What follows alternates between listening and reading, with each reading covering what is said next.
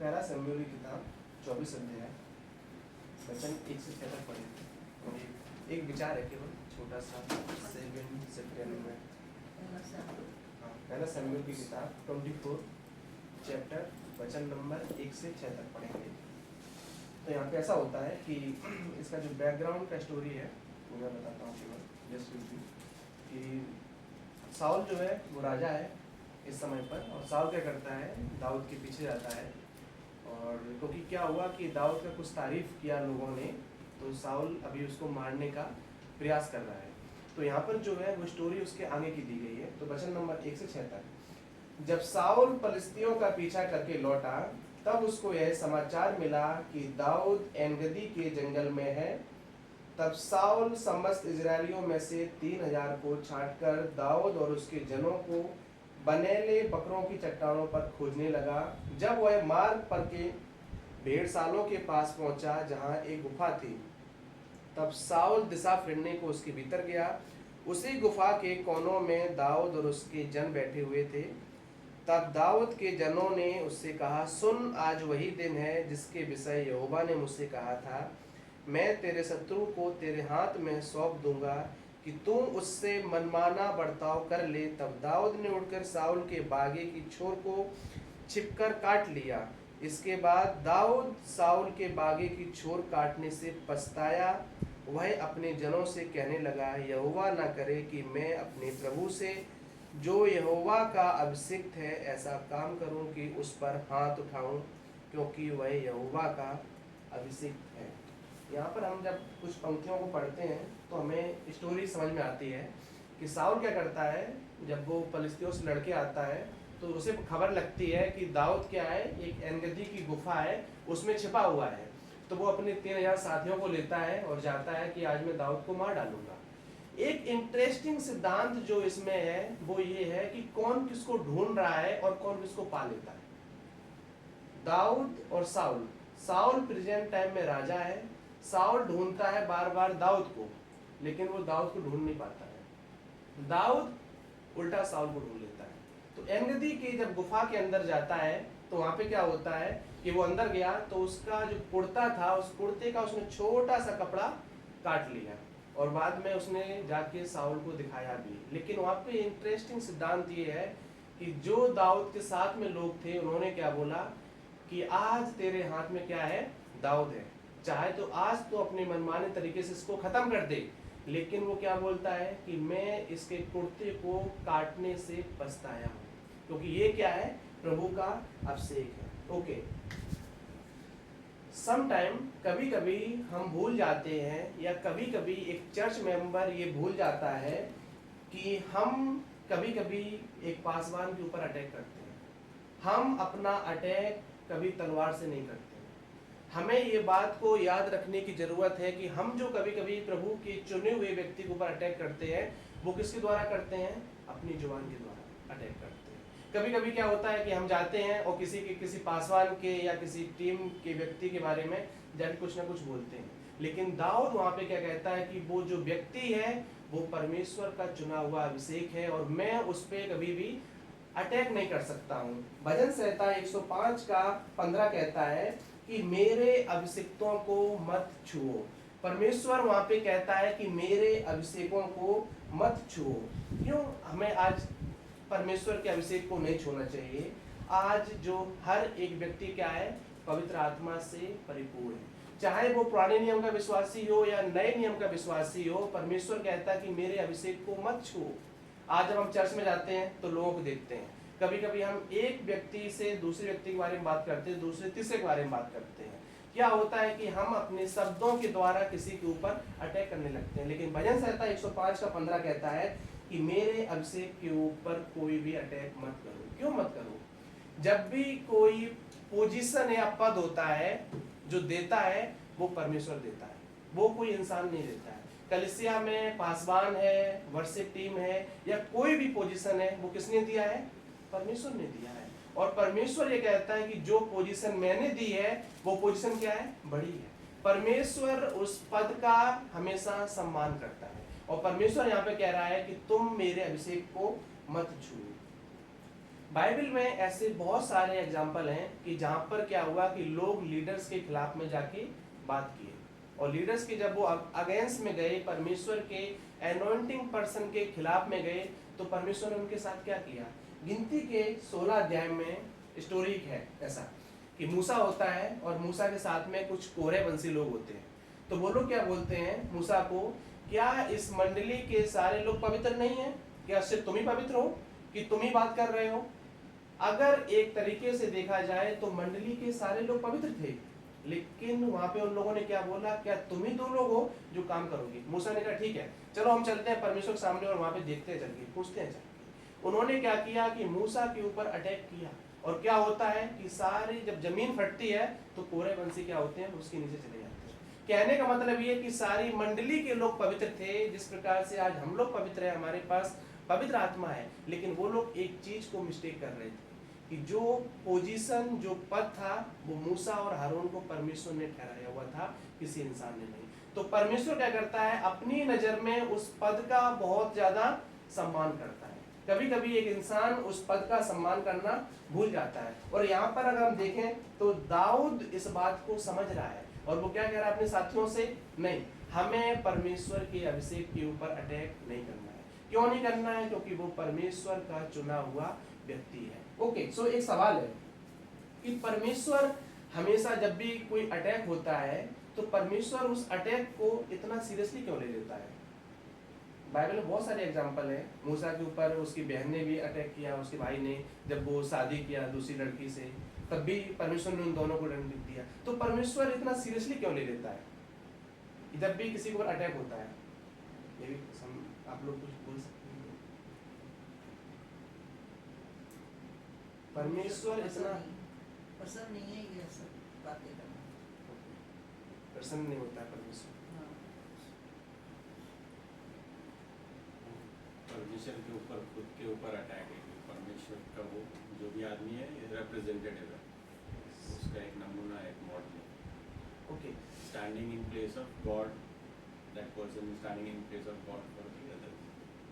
Yes, okay, अच्छा point. 2 चीजें Bible में देखते हैं हम, एक सिन को देखते हैं जो पाप दिखाता है, दूसरी चीज देखते हैं कि परमेश्वर की किसी व्यक्ति के ऊपर अटैक होना। सिंपल क्या है कि जब हम पाप करते हैं तो गॉड इतना सीरियसली नहीं लेता है। क्यों नहीं लेता है? अपने बेटे के लहू को हमारे ऊपर देख के क्या करता है, वो हमको क्षमा कर देता है। लेकिन जब कोई व्यक्ति प्रभु के दास के ऊपर अटैक करता है तो परमेश्वर इसको सीरियसली ले लेता है। क्यों ले लेता है? कि हजारों साल पहले किसी ने परमेश्वर के पोजीशन के ऊपर अटैक किया।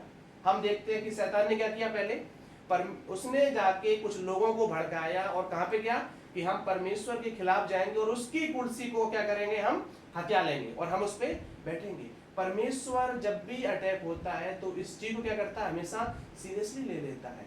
जब हम देखते हैं कि बाइबल में मिस्र से लोग निकल के आए तो वहां पे क्या होता है, जिस घर के अंदर लहू लगा होगा, जिस घर के बाहर लहू लगा होगा, उस घर में क्या होगा, सारे लोग बच जाएंगे। सिद्धांत ये है कि घर के अंदर क्या हो रहा है मैटर नहीं करता है, घर के अंदर कौन है मैटर नहीं करता है। सिद्धांत ये कहता है कि किस घर के ऊपर लहू लगा हुआ है, हमारे अंदर क्या चल रहा है परमेश्वर नहीं देखता उसको, लेकिन क्या परमेश्वर मुझ में यीशु मसीह को देख रहा है, ये चीज इंपॉर्टेंट है। तो परमेश्वर क्या करता है, सिन को तो हमारे जीवन में माफ कर देता है, लेकिन जब भी कोई अटैक होता है किसी के ऊपर तो क्या होता है, परमेश्वर उसको सीरियसली ले लेता है। क्यों लेता है? हजारों साल पहले परमेश्वर के ऊपर अटैक किया, यानी उसकी पोजीशन के ऊपर अटैक किया। आज जब भी अटैक होता है तो क्या होता है, उससे लोगों के बीच में विभाजन आता है। तो बाइबल हमें जो सिखाती है कि हर एक पद का, हर एक पोजीशन का सम्मान किया जाए। ओके, हम किसी व्यक्ति के ऊपर अपने शब्दों के द्वारा कैसे अटैक करते हैं? एक एग्जांपल स्टोरी बताता हूँ, बहुत सिंपल है। एक व्यक्ति के बारे में कुछ बुरा बोलता है। चर्च में दोनों व्यक्ति होते हैं और दोनों बुरे बोलते हैं एक दूसरे के बारे में। एक व्यक्ति वो सही होता है और एक व्यक्ति रॉन्ग होता है। तो क्या करते हैं आपस में कि वो जाके 10-15 लोगों को उसके बारे में कुछ गलत बोला। तो उस व्यक्ति ने कोई भी रिस्पॉन्स नहीं किया, बोला कि ठीक है वो व्यक्ति बोल रहा है तो बोलने दो उसको। कुछ समय बाद उस व्यक्ति को क्या होता है, अफसोस होता है। वो कहता है कि शायद मैंने कुछ गलत बोला उस व्यक्ति के बारे में, और वो व्यक्ति क्या है, किसी के बारे में कुछ बोल नहीं रहा है। तो वो जाता है पास्टर के पास, जाता है पासवान को, बताता है कि मैंने इस व्यक्ति के बारे में तमाम बातें, कुछ झूठी बातें फैलाई हैं, तो मुझे माफ़ी चाहिए। तो गॉड ने, पासवान ने कहा ठीक है, आपको माफ़ी मिल जाएगी। तो उन्होंने उस व्यक्ति को बोला कि, तो बोला उसने क्या करना चाहिए कि मुझे उसके पास जाके माफ़ी मांगना चाहिए। उन्होंने कहा ठीक है, आप कल उसके पास जाइए और उससे माफ़ी मांगिए, लेकिन उससे पहले एक मैं आपको काम देना चाहता हूँ। उन्होंने कहा क्या काम है? एक उन्होंने उसको पिलो दिया, पिलो जो था ना हमारे नॉर्मल, उसको पिलो दिया और उसके अंदर जो फॉर्म होता है, रुई होता है, बोले कि जब तुम घर जाना तो इसको क्या करना, फेंकते हुए चले जाना और एक खाली जो कवर होगा वो मुझे कल वापस देना आके। उसने कहा ये तो बड़ा सिंपल काम है मेरे लिए, अगर इससे माफ़ी मुझे मिल सकती है तो मैं तुरंत करना चाहूँगा। तो वो जाता है, उसको रास्ते पे सारे तकिए का जो रुई होता है उसको फेंक देता है और अगले दिन सुबह आता है, पासवान के हाथों में वो कवर दे देता है उसका। और अरे, पासवान से पूछा क्या मेरे पाप माफ हुए? उन्होंने कहा हाँ, लेकिन एक काम तुम्हारे लिए और है, अब तुम वापस जाओ, उस रुई को उठा के वापस तकिया में रख के आओ। बोला अरे ये तो बहुत सिंपल है। वो वापस जाता है वहाँ पे, तो क्या मिलता है उसको? रोड पे कोई भी रुई नहीं मिलती। क्यों नहीं मिलती? हवा तेज चलती, गाड़ियां निकली और सारी रुई फैल गई, उड़ गई वहां से। वो वापस आता है और कहता है कि पासवान जी वो तो रुई जो थी वो सारी उड़ गई। उन्होंने कहा ठीक है, एग्जैक्टली, माफी आपको मिल जाएगी, लेकिन जो आपने किसी व्यक्ति के बारे में 4 लोगों को बातें सुनाई हैं, वो बात एक कान से दूसरे कान, दूसरे कान से तीसरे कान में क्या हुई, बात फैल चुकी है। लेकिन अब आप जाके एक व्यक्ति से माफी मांगोगे, आप किससे पर्सनली जाके माफी मांगोगे? क्योंकि अब बातें तो क्या है, उड़ चुकी है हवा की तरह। अब वो व्यक्ति आपको माफ कर देगा, लेकिन जो बातें हैं उसके बारे में तमाम लोगों को पता चल गई हैं, क्या वो बातें वापस आएंगी? नहीं। हम अपने शब्दों के द्वारा कभी कभी लोगों के ऊपर अटैक करते हैं। बाइबल कहती है कि हमारे मुख से क्या निकलता है, जो हमारे हृदय में होता है। ओके, अगली चीज, नूह का एक एग्जाम्पल। नूह क्या होता है कि चुना हुआ व्यक्ति है परमेश्वर का। तो नूह क्या करता है, कभी मदरा थोड़ा सा पी लेता है और वो नंगा लेटा होता है। उसका एक बेटा आता है और उसको देख लेता है और जाके क्या करता है, अपने पिता के बारे में अपने भाई को बता देता है। बाइबल कहती है कि जितना पाप करने वाला दोषी है, उतना ही दोषी पाप को फैलाने वाला है। और जब नूह को ये पता चला तो नूह ने क्या किया, अपने उस बेटे को श्राप दिया। हमारे शब्द कितने इंपॉर्टेंट होते हैं लोगों के लिए, हमें ये जानना बहुत जरूरी है कि कई बार हम अपने शब्दों के द्वारा क्या करते हैं, लोगों के ऊपर अटैक करते हैं। दाऊद इस बात को समझ चुका था कि ये साउल जो है, भले ही वो गलत कर रहा है, लेकिन उसका लेखा जोखा कौन करेगा? परमेश्वर करेगा। पंक्ति 6 में कहता है कि वो परमेश्वर का चुना हुआ अभिषेक। ओके, सो लास्टली 4 चीजें मैं सोच रहा था। एक बार बिली ग्राहम जो थे प्रचारक, उन्होंने क्या किया कि एक मीटिंग थी मॉडेस्टो में एक मीटिंग बुलाई उन्होंने। तो वो प्रचार करने जा रहे थे, तो उन्होंने अपनी टीम को बुलाया साथ में और सबको बोला कि कुछ समय जाके क्या करो कि अपने रूम में जाओ, 1 घंटे 2 घंटे के लिए प्रार्थना करो और उसमें ये पता करो कि आज सबसे ज़्यादा लोग असफल सेवकाई में क्यों हो जाते हैं, और वो पॉइंट लिख के लाओ। तो वो लोग जाते हैं रूम में और प्रार्थना करते हैं जाके हर एक व्यक्ति, तो कुछ सिमिलर पॉइंट वो लोग लेके आते हैं। तो उन्होंने बोला कि हम भी अपनी एक मिनिस्ट्री के लिए पॉइंट बनाएंगे। तो वहाँ पर जब चीज़ें हुई तो 4 चीज़ें हुई। पहला चीज़ हुई फाइनेंस, पैसा, कि एक पासवान क्या होता है, चर्च मेंबर क्या होता है या टीम मेंबर क्या होता है, पैसे के द्वारा मिनिस्ट्री में गिर जाता है। पहला चीज़ वहाँ से निकल के आया कि हमारा सेवकाई का जो मोटिव है वो कभी भी पैसे के लिए ना हो। दूसरी चीज़ वहाँ पे निकल के आई सेक्सुअल इमोरलिटी, मतलब यौन अनैतिकता। अय्यूब की किताब भजन संहिता 31 के 1 में लिखा है कि मैंने अपनी आंखों के साथ ये वाचा बांधी है कि मैं कोई कुंवारी स्त्री को ना देखूं। उन्होंने बोला कि आज के बाद जब भी हम मीटिंग करेंगे लोगों के साथ में, तो कभी भी हम अकेली स्त्री से जाकर मीटिंग नहीं करेंगे। हो सकता है कि तुम अपनी जगह पर सही हो, लेकिन सामने वाले व्यक्ति ने तुम्हारे ऊपर अटैक किया, तुम पे आरोप लगाया, तो क्या करोगे? तुम खुद को कैसे साबित करोगे कि तुम सही हो करके? उन्होंने बोला कि आज के बाद हम कभी भी एलोन, मतलब मीटिंग अकेले बैठ के नहीं करेंगे। हम करेंगे तो किसी के साथ में करेंगे या फिर ओपन प्लेस पे करेंगे। उन्होंने दूसरा सिद्धांत ये बताया, मैं आखिरी सिद्धांत को कवर करूंगा इसलिए बता रहा हूँ। तीसरी चीज थी पब्लिसिटी, यानी खुद का क्या करना है, बुरा नाम कमाना, खुद को बढ़ा चढ़ा कर बताना। मेरी मिनिस्ट्री में कितने लोग हैं, चर्च में 40 लोग आ रहे हैं और मैंने लोगों को दिखाने के लिए क्या कर दिया, 100 लोग आ रहे हैं मेरे में। पब्लिसिटी, लोगों को अपना नाम ऊंचा उठाना क्या करता है, पसंद आता है। उन्होंने बोला कि नहीं, हम कभी भी पब्लिसिटी में नहीं फंसेंगे। हम जहां पर भी मीटिंग करेंगे उस लोकल मीटिंग में जितने भी लोग होंगे, जितना पुलिस काउंट करेगी उतने ही हम क्या करेंगे, बताएंगे। एक टेक्निकली पॉइंट क्या होता है कि जब भी कोई एक्सीडेंट होता है कहीं पर 15 लोग मर गए तो पुलिस उतनी बताती है 12 लोग थे वहां पे, 10 लोग थे। वो क्या करते हैं, संख्या को कम कर देते हैं। अगर मेरी मिनिस्ट्री में 50 लोग आते हैं और मैं लोगों को कहता हूँ कि मेरी मिनिस्ट्री में 30 लोग हैं, और जब वो आके देखेंगे तो क्या कहेंगे, आपने 50 बोले थे लेकिन यहाँ 30 है, तो मेरा नाम क्या होगा, बड़ा होगा।